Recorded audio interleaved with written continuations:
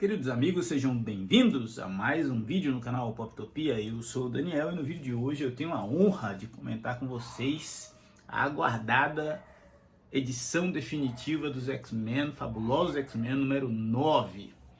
E por que esse quadrinho é tão importante? Porque ele conecta exatamente com o começo da saga dos X-Men e completa um run, completa uma fase, um arco, um período importante da franquia Mutante, que é o período onde o Chris Claremont estava à frente dos títulos de Uncanny X-Men, né? Então acho que pela primeira vez no Brasil a gente está tendo todo esse material publicado em uma ordem sequencial e num formato digno. Deixa eu exibir aqui a minha pilha. Eu só tenho 5 dessas edições, a 5, a 6, a 7, a 8 e a 9, que, se eu não me engano, talvez sejam as HQs mais desejadas, né, do mercado editorial brasileiro. E agora, meus amigos, agora a gente tem essa 9ª edição que, para mim, ela é importante porque acabou meu compromisso com as edições definitivas dos X-Men, né? Apesar de eu suspeitar que a Panini vai continuar lançando essas edições, porque tem sido aí a principal coleção para muita gente, tanto a definitiva dos X-Men quanto a definitiva do Homem-Aranha. Essa é uma edição com capa dura, com cerca de 200 e...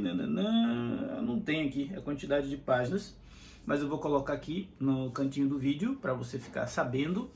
E olha, se você curte X-Men e está fazendo essa coleção, não perca tempo, porque me parece que esse é um título que esgota muito rápido. Eu não estou querendo criar pânico, mas é incrível, cara. Eu peguei agora na promoção da Panini, acho que paguei coisa de cerca de R$140, 145 reais, e já com medo de ficar sem.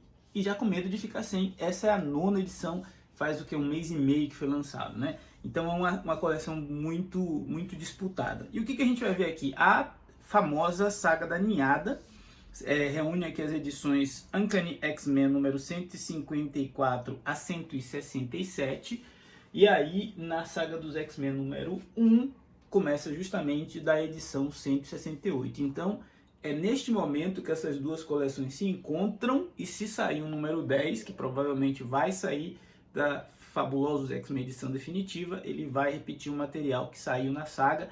Isso deve acontecer lá para o final do ano, tá? Porque esse material aqui é baseado no Epic Collection lá dos Estados Unidos, dos X-Men, e o Epic Collection referente ao que seria a edição número 10 foi colocado em pré-venda para o mês de setembro lá fora.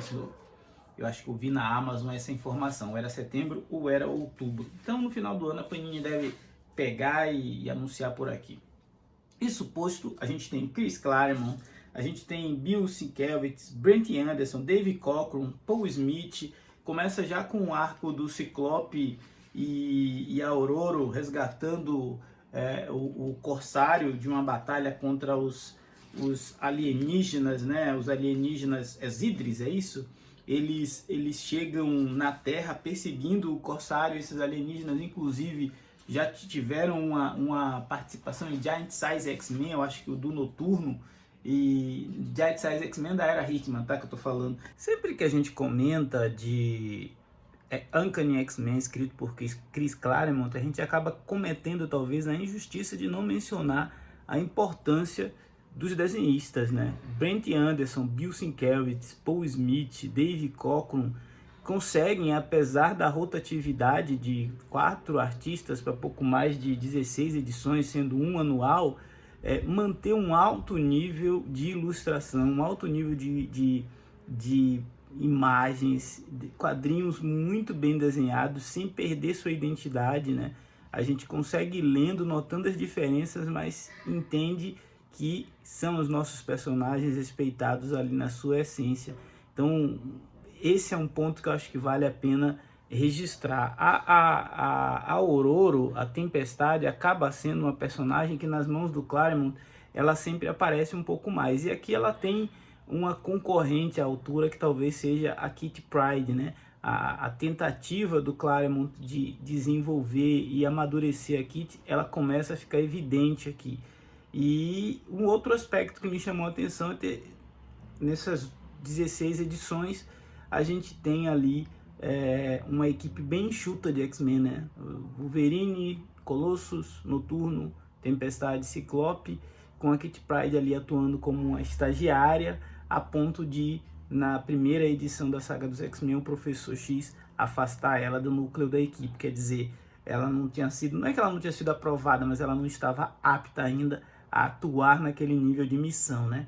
Então a gente tem muita coisa que é importante para a cronologia mutante nesse volume 9, apesar de, no saldo geral, ser um volume meio morno no que diz respeito às aventuras. Tirando ali o núcleo da saga da Ninhada, as outras histórias, elas são histórias mais periféricas e estão um pouco abaixo dos volumes 5, 6 e 7 que vieram antes dessa edição definitiva, mas não menos importante. Bom, agora falando do conteúdo, né? A edição começa com um arco focado no Ciclope, na Tempestade e no Corsário. Esses três personagens vão combater a ameaça dos Zidris, né? O Corsário chega na Terra, ele tem ali um entreveiro ainda com o Ciclope, que ainda não aceitou bem o fato do pai dele ter abandonado ele, e os três ali vão se envolver em uma trama que enquanto o Corsário está fugindo, eles também estão tentando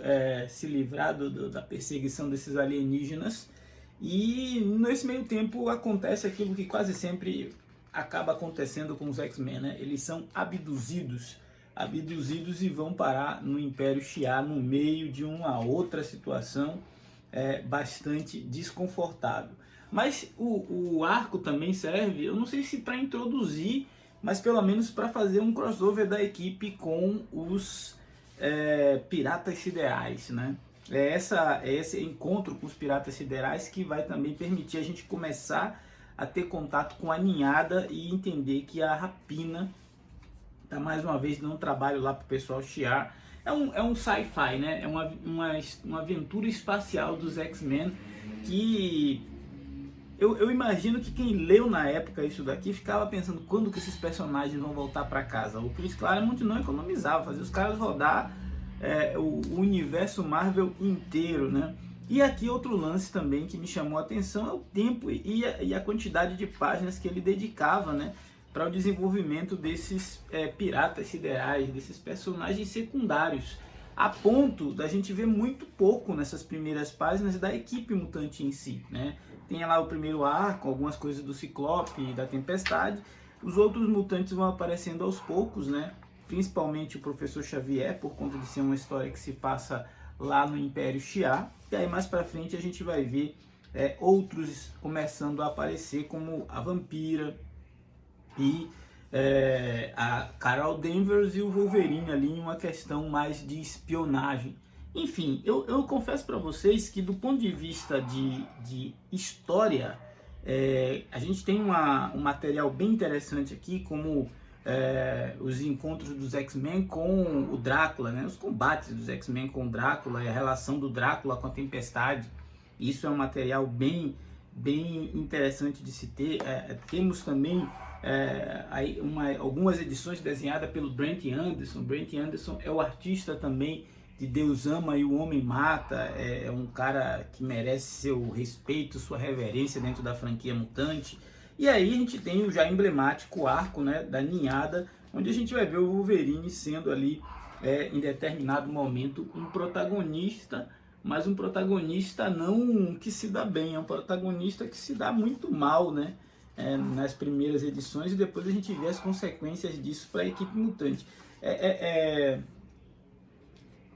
Explicar essa fase de X-Men é a mesma coisa que você falar assim, olha, vai ler, assista tudo os filmes clássicos de Star Wars, ou Guerra nas Estrelas, ou coisa do tipo. Isso é cânone, isso aqui é a base de tudo que veio depois, né? É o Chris Claremont estabelecendo a raiz de uma franquia que ainda seria muito longeva. Se você pensar que a saga dos X-Men está com 22 edições, vai ainda longe pela fase do Chris Claremont, que a gente já teve mais 5 edições definitivas, que tem pelo menos 16 edições, aí dá para ter uma noção do quanto que esse cara escreveu e do quanto que ele contribuiu para esses personagens serem gigantes, né? Então aqui tem Paul Smith, aqui tem David Cockrum, vai ter esses 2 encontros com o Drácula, né? É uma edição assim que ela é carregada de momentos importantes para a cronologia mutante e, sobretudo,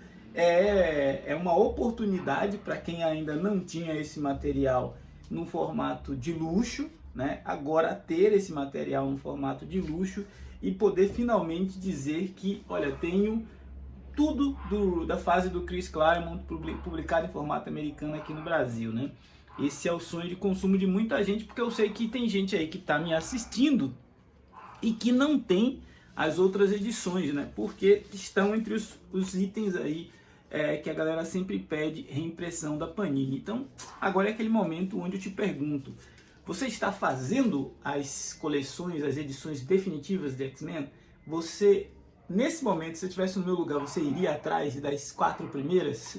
Eu não vou. Não vou porque os preços que estão pedindo são impraticáveis para as minhas posses. Mas eu confesso para vocês que estou feliz de finalmente ter essa fase aqui importantíssima, completa e disponível para consultas e eventuais releituras. Esse foi o Poptopia de hoje. Se você não for inscrito, se inscreva, ajude o nosso canal a crescer, a ganhar relevância nessa concorrida plataforma. Afinal, falar de gibi é sempre muito bom. Falar de X-Men, melhor ainda. Forte abraço, até a próxima.